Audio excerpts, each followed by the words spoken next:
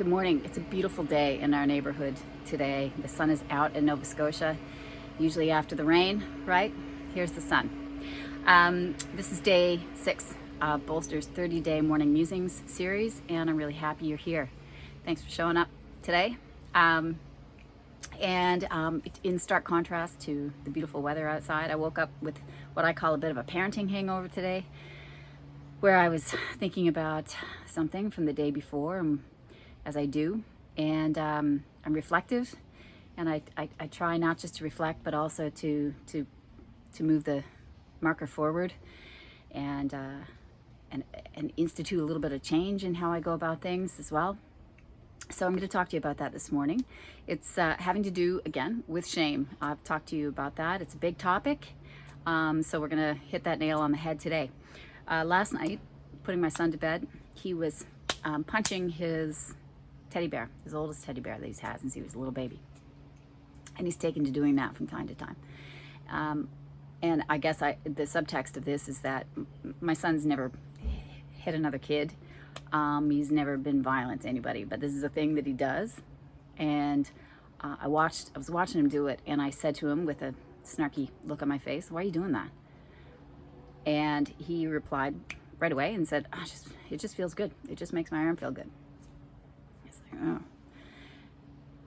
Boom. And right there, in that moment, small moment, these aren't game-changing moments, but in that moment, he felt shame. He tossed his doggy to the foot of the bed, and he rolled over, and not in a big pouty way or a big dramatic way, but just in a way that kind of broke my heart, because I just thought, I could have done that better. And then I had to go because I had a meeting, and I didn't get to sort of wrap that up with him. And so this morning, when we were chatting early in the morning, and I said to him, "Hey, you know what you said last night about doing that thing with doggy? I get that. I get that feels really good. And what I feel when I see you do it is that I see violence, and that doesn't make me feel good. But I know that you're not a violent person, and I know that you're really loving and caring, and I have to remember that in those moments. So do what you need to do with doggy, and hear what I said." And I was happy with that, because I was having a feeling as a parent, and I don't want to push that down because that's real. But my fears were sort of overpowering the reality of the situation, which was my kid isn't a violent kid. So I honored my own feelings. I honored his need to do what he does with that little dude. As soon as I said that, there was this release of energy from him, and he rushed in and wrapped his arms around my waist. And then that was it. And then it was done. And then as he was walking away, I try to lighten things a little bit. As he was walking away, I said, "Jake, can you just talk to Doggy about that and just make sure he's cool with all that?" And he laughed.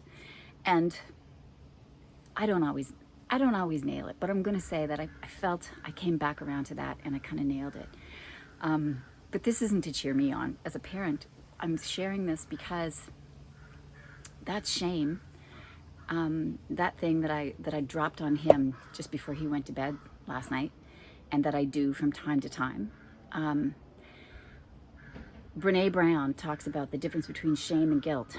So if you've taken something from somebody, for example, if you feel like you are a thief as a result of that, once you're caught, if you feel you are a thief, that's shame.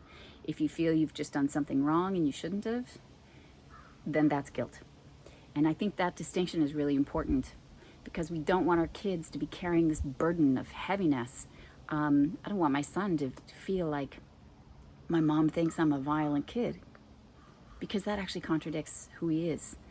But it's funny, when you start sending those messages, they have a way of creeping in.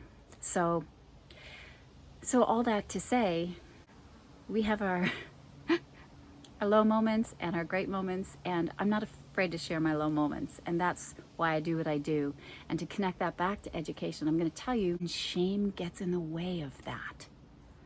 And it happens during homework, possibly, and it happens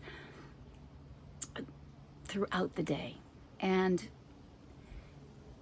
don't beat yourself up if you inflict shame, and perhaps double back for a conversation about it, and maybe name it with your child and help them to recognize the difference between guilt and shame. Help them to be able to say to you, you're shaming me right now, or I feel ashamed. Because that language is powerful. When kids can articulate what they feel instead of bottling it in, then we empower them. So that's it. That's all I wanted to say today. Have a great day, and we're going to go out and have an adventure as well. Stay bolstered.